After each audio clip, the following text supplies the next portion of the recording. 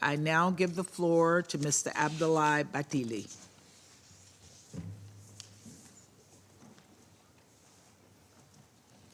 Madam President, distinguished members of the Security Council,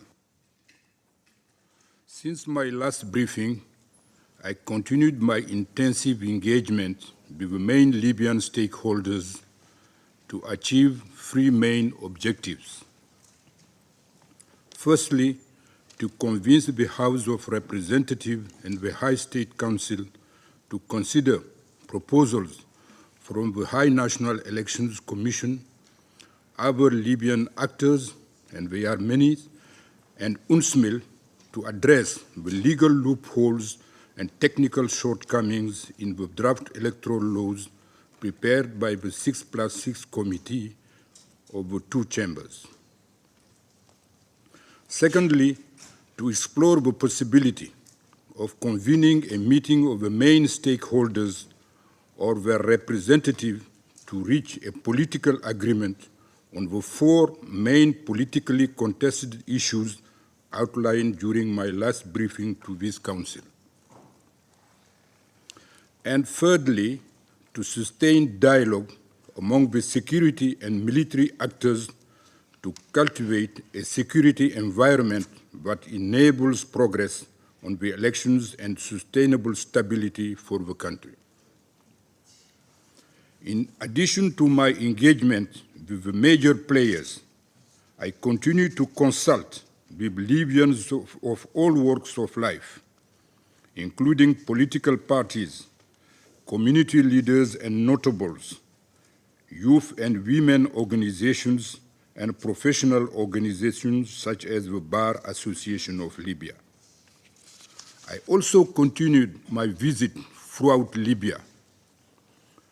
As in the past with Sabha, Benghazi, Sirte, Misrata, and Zintan, I visited the city of Zawiya on 8th of August and exchanged views with political figures, social leaders, civil society representatives, security actors, members of the academia, and other local actors. This visit, like the previous ones, demonstrated that the people of Libya want to end the successive interim arrangements and have a strong desire for an elected and legitimate leadership to govern the country. Madam President, with respect to the electoral laws and the way forward, I intensified my consultation with the President of the Presidential Council, the Prime Minister of the Government of National Unity, the heads of the House of Representatives and High State Council, and the Commander of the Libyan National Army.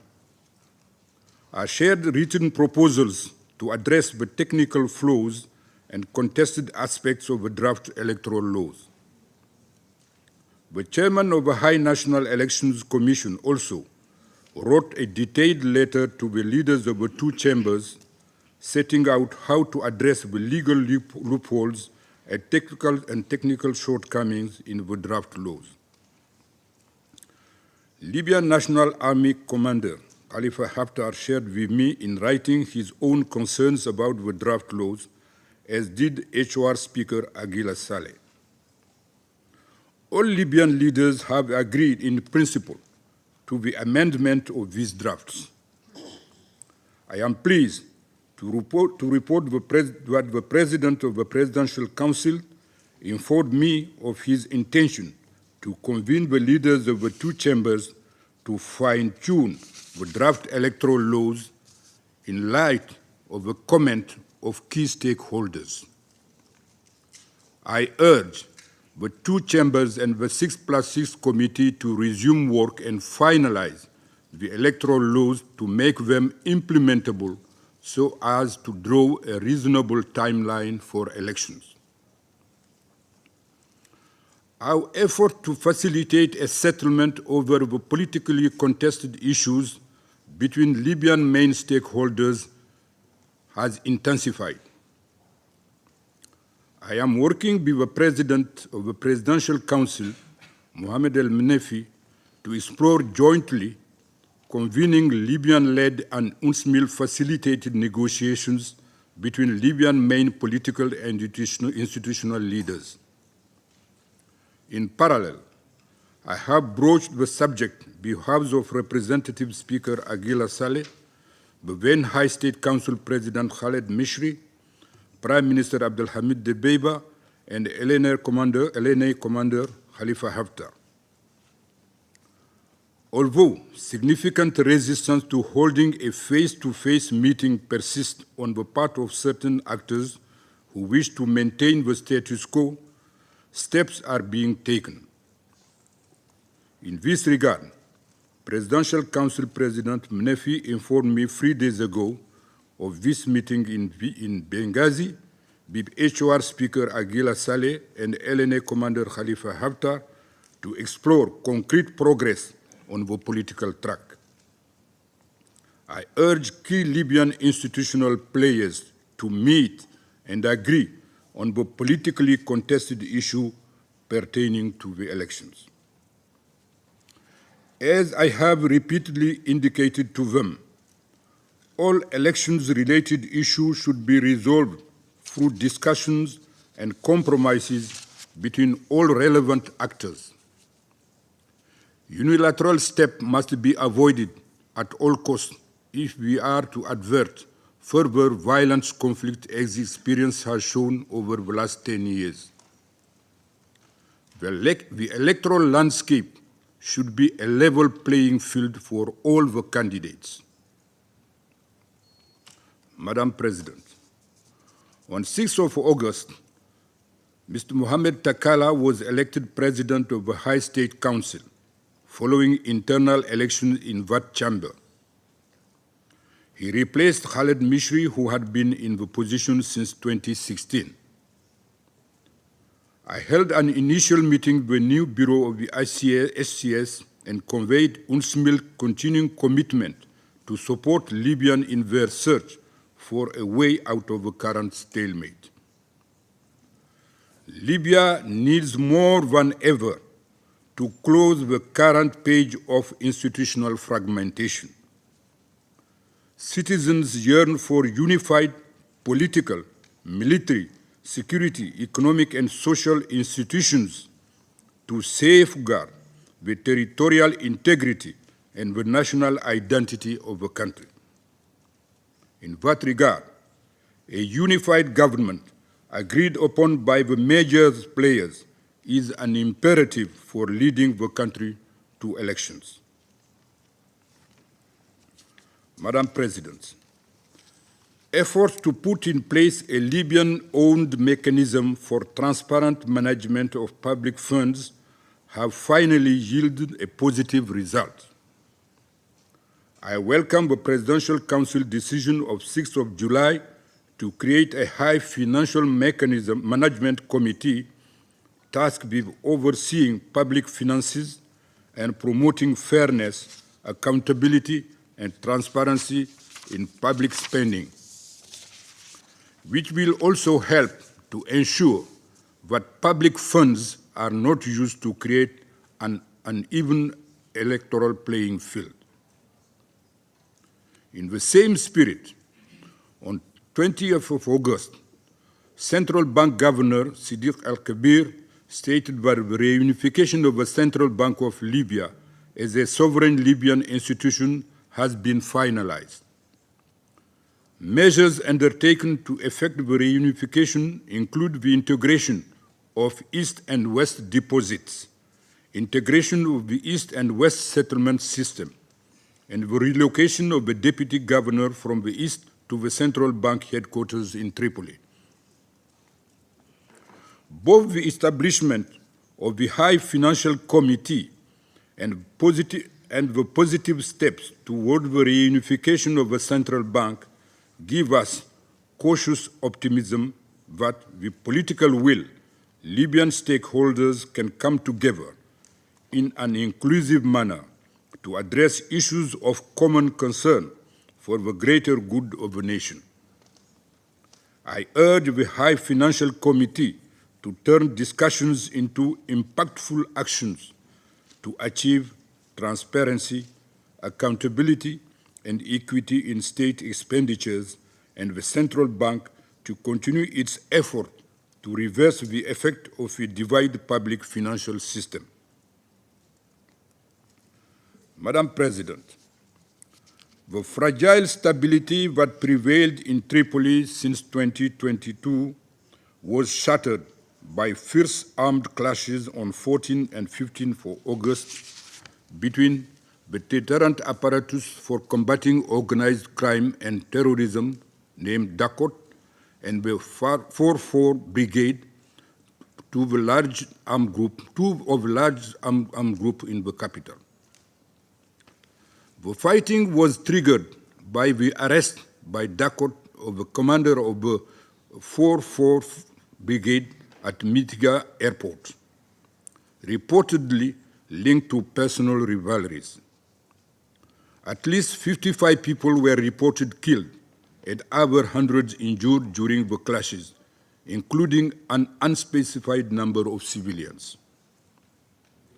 Fortunately, other armed groups in Tripoli and its environs chose to remain neutral, which prevented the fighting from spreading. The clashes ended when a truce was brokered jointly by local elders, Prime Minister Debeba, the Presidential Council, the Chief of Staff of the Libyan Army, General Mohammed Haddad, and leaders of neutral armed groups. I engaged the Prime Minister and other relevant actors to urge them to take the necessary action to stop the fighting. We condemned these clashes and the associated loss of lives, express our sympathies to the bereaved family, and wish a speedy recovery to the injured. These developments underline the absence of command and control over the fragmented security apparatus in western Libya and the precarious state of the security situation. They undermine ongoing efforts to cultivate a security environment conducive to elections and highlight the urgency of the establishment of legitimate authorities and unified military and security institutions in the country. Armed groups and security actors who commit violence against civilians, must be held accountable. In addition, the constitutional change of government in Niger Republic has sparked concerns of potential spillover into Libya, just as what has happened in Sudan. As a preemptive step, the Libyan National Army closed the border with Niger on 26th of July and deployed reinforcement to the border zone.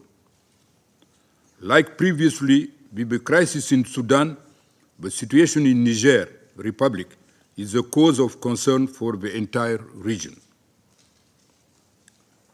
On 25th of July, UNSMIL co-chaired with Italy a plenary meeting of the Security Working Group of the Berlin process in Benghazi. Libyan stakeholders, the 5+5 JMC, and international partners discussed the evolving political and security dynamics hampering tangible progress in the full implementation of the ceasefire agreement, the reunification of the military institutions, and the withdrawal of foreign forces, foreign fighters, and mercenaries. Once again, it is essential that all parties preserve the security gains achieved in recent years. To this end, UNSMIL will continue to engage relevant actors to advance the reunification of military and security institutions as a sine qua non for lasting stability in Libya. Madam President, I remain concerned about human rights violations, including abductions, arbitrary arrests, and disappearance in the East and West. I reinforce my call for an immediate halt to these practices, release of persons arbitrarily detained, and independent investigations. I note the recent partial access of UNSMIL to a detention center in Tripoli and call for more consistent access to places of detention throughout the country. I commend the Presidential Council's national reconciliation effort with the leadership of Vice President Abdoulaye Bathily, supported by the African Union, including a preparatory meeting on 19th and 20th July in Brazzaville, Republic of Congo, for a national reconciliation conference by year's end. Women participation at every stage of this process remain imperative. Madam President, I remain concerned about the serious humanitarian and human rights situation of migrants, refugees, and asylum seekers at the Tunisia-Libya border. While I note the recent agreement of the Tunisian and Libyan authorities to relocate several hundreds of individuals, people continue to be pushed across the borders in remote desert areas, facing dire conditions with no access to food and water. I call for an end to expulsions and urge Tunisian and Libyan authorities to ensure people are sent to safe locations and to allow the UN and partners humanitarian access to all locations. I am pleased to report that preparations for the Sustainable Development Goals Summit in September by the Libyan governments are well underway. On 13th of July, the UN and the Libyan government convened a high-level event on national efforts in advancing the SDG, including under UN Sustainable Development Cooperation Framework 2023-2025. Madam President, to conclude, upholding Libya's stability is even more critical now in light of the recent clashes in Tripoli, the regional turmoil in Sudan and Niger, and the combat that took place in Tibesti region in the south a few days ago between the Chadian army and armed elements. Current events in Libya and the region demonstrate that interim arrangements are fraught with risk of violence and disintegration for countries. It is fundamental to restore Libya's stability to preserve regional security. Without an inclusive political agreement that paves the way for peaceful, inclusive, and transparent elections across Libya, the situation will worsen and cause further suffering to the Libyan people. I therefore call on the political and moral responsibility of all leaders to close the open-ended interim arrangements, break the current impasse, and stop frustrating the Libyans' legitimate aspiration for elections, peace, and prosperity. I also count on the strong support of the members of this Council to use their influence individually and collectively to ensure the full commitment of Libyan leaders to the negotiation that is required to advance our shared objectives, the stability of Libya and its neighbors. Once more, I repeat my call for all the regional and international partners of Libya to speak with one voice and act accordingly to respond to the aspirations of the people of Libya for peace, stability, prosperity, and national unity. I thank you for your attention. I thank Mr. Bathily for his briefing. I now give the floor to Ms. Nora